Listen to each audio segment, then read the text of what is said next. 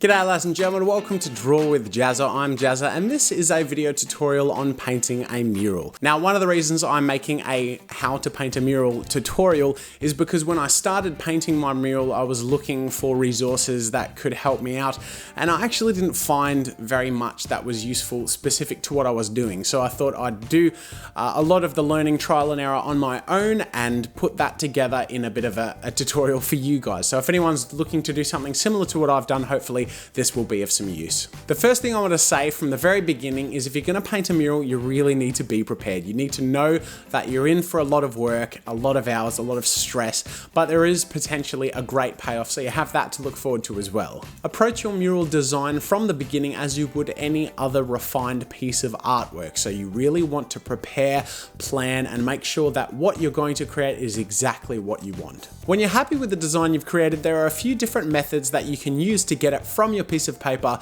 to the wall. You can use some sort of projector to project a line work image that you can trace around. You can also do it freehand. What I opted for was the grid-based method. With my finished design, I printed it on 4 pieces of paper and drew a grid on it to scale of the wall. So I'd previously measured the wall and then subdivided it into 10 centimeter squares and 1 meter larger squares. I scaled that down to my design and drew it on my design, and I used that as a base to work on throughout the whole mural creation process. In copying your mural design onto your wall, you're going to need the following materials. You're going to want a 1 meter ruler if you're using the grid method. I used a piece of floor edging and marked every 10 centimeters along. You're going to want a tape measure for the initial measure of the wall. You'll also need a durable woodworking pencil, a 2B art pencil for when you're drawing on the finer details, and a kneadable eraser. This is a kneadable eraser. It's a gummy sort of material. You can get it from any of your local art shops, and the reason that I'd use this over a normal eraser is because a normal eraser kind of spreads and smears as you use it, whereas this lifts as you erase, so it actually doesn't smear or spread, it lifts into the eraser, and it's also malleable. So for when there are hard to reach places, you can create a point to get some of the details, or you can create a wider area and get larger areas as well. To begin, you're going to use your ruler to mark every 1 meter vertically and horizontally, and then draw 1 meter boxes throughout the wall. From there, mark every 10 centimeters and begin to subdivide your meter squares into 10 centimeter squared squares.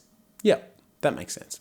Now I'm tempted to say that this is where the hard work begins, but the whole process of painting the mural is where the hard work is.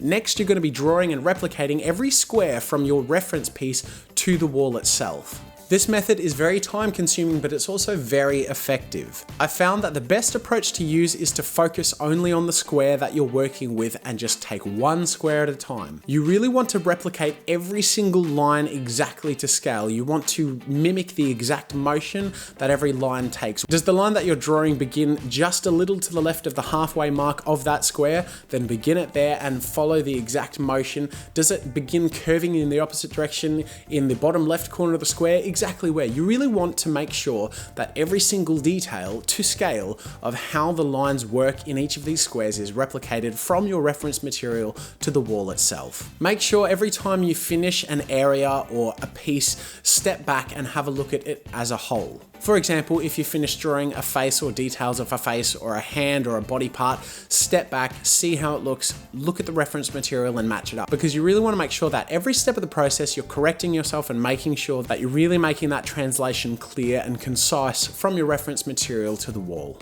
When you finish copying your design from your reference material to the wall, you're going to get ready to paint, and this is where things get interesting. The materials you're going to need are a roll of painter's tape that you can get from any hardware store, as well as a drop sheet. You're going to want various containers to mix paints in, such as paper plates or trays. By the end of the painting process, I had discovered that the most useful things to mix in were a muffin baking tray, as well as sealable containers for the paints I knew that I would reuse. When it comes to paints, there were lots of methods I read about when doing my research, but I found that acrylic wall paint sample pots were the best way to go. The sample pots cost me $10 each for half a litre, and I got about 10 of them, so I spent about $100 on paint, but it easily did the whole wall. Brushes are the most important asset in your mural painting arsenal. You really want good brushes. I've used these brushes, and as you can see, even after I've finished painting my mural, they have maintained their shape, and these 3 babies have done the whole thing. I had larger brushes for larger areas, but I actually didn't end up needing anything other than this big brush. The problem is they ended up being quite expensive. Altogether, these three cost me $60, but they have been worth every cent. As long as you're careful to maintain and wash and really look after your brushes, they will last you a long time as long as you have good quality, and they will hold their shape and just do a fantastic job.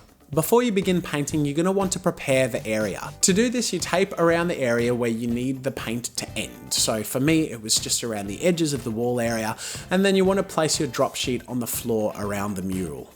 When you begin painting your mural, you're going to want to paint from the back to the front. So I painted the background first, and for every tone of paint, you're going to need minimum 2 to 3 coats of that paint.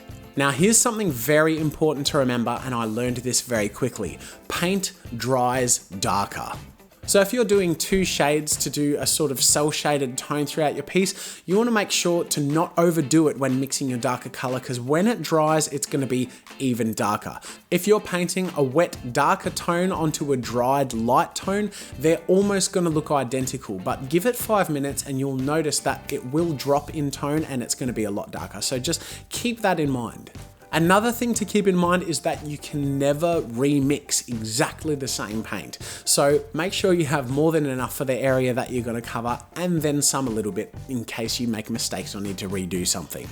And remember, ladies and gentlemen, don't rush. This is a very time-consuming process, and that's for a reason. You really don't want to try and speed it up and do it faster. If you start rushing to try and get things done quicker, it's going to end up sloppy and you're going to make mistakes. Now, when I finished doing all the basic color tones on my piece, I then had some line work to do. Some tutorials said to use a permanent marker. Now, I opted to not do this, and that's simply because they're different materials. A permanent marker has a different kind of glossy finish, and it also has a different sort of durability, a different sheen, and you really don't want to have that sort of clash on your mural, especially if it uses lines and line work as much as a mural like I've done. So for all of the line work of my mural, all I used was this small brush and a pot of black paint. Now let me tell you, it is a very special kind of scary before you begin painting line work on the mural you'd already painted for 3 weeks. It's very daunting because you know there is no Control Z or going back on a mistake, and you know that one little drop going in the wrong direction is a huge panic and an instant rush to go get a wet cloth and beg and pray to the gods almighty that it comes up clean. But look, that's okay, just take your time, relax.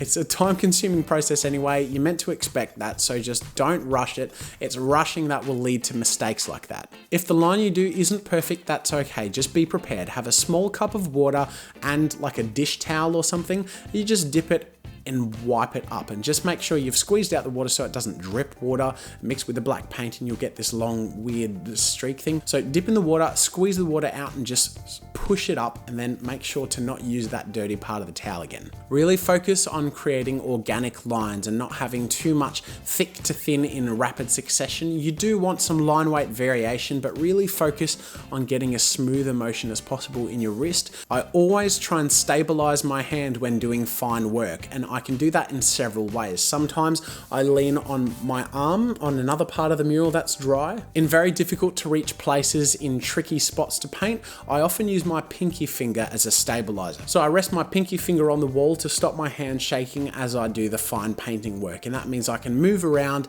but also keep my hand stable. When the extremely long process of painting all the lines and all the colors on your piece is done, your mural is done. When you remove the tape, just be very slow and careful. I used a Stanley knife and kind of went along the line of the edge of the tape between the paint and the tape before I pulled the tape off, because the last thing you want to do is pull tape off too hastily and have some of the paint you've painted come with it, because like I said, you actually can't go over those areas again or mix paints exactly the same again without going to the pain of going and doing the whole section again, and we don't want to be doing that at this stage. And now that you've finished, you can enjoy your mural, and the beauty of using wall paint is the fact that it's going to be as durable as wall paint, and there aren't too many issues if you maintain it correctly. If you need to wash it, you just wash it as you would any wall. Try not to use anything with any scouring material that can scrape the paint off. Soft cloths, water, some soap if you need it, and it will maintain it fine. So that, ladies and gentlemen, is my tutorial on how to paint a mural. I hope you've found it useful. I can tell you from my own experience that while it is extremely difficult, time-consuming, and often extremely stressful, the result of having a piece of art on your wall that you've made yourself is just so rewarding and fun to see every day. So thank you for joining me, ladies and gentlemen. I hope you enjoyed it, and until next time, I'll see you later.